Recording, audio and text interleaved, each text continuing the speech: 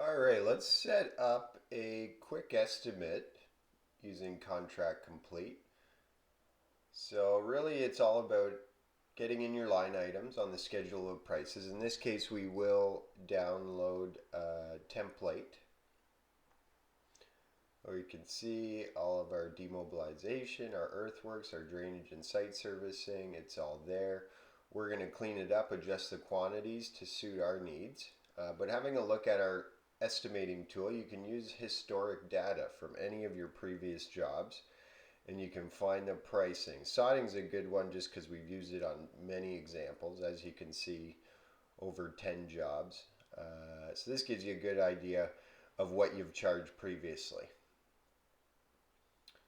So when we'll wrap up our bill of quantities here, and then we're going to add a few drawings as well as building specs.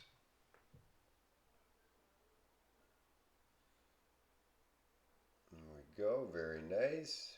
So this is really just a file sharing within the application itself. So you can put any of your insurance docs, drawings, and it holds large files. So if you are using CAD, so anything up to 100 megabytes. So final step would be adding your provisional items. So prices for labor, prices for additional machinery, any of your additionals or extras or foreseeable provisional items, you would want to identify them here.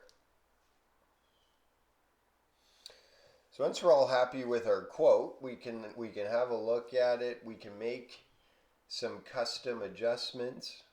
So if we did want to add a note off the top as to who it's addressed to, your terms and conditions, any inclusions or exclusions that you may want to communicate, and then you can add a signature as well. And so really straight from the program, you can send this right out by email, and hopefully you win the job.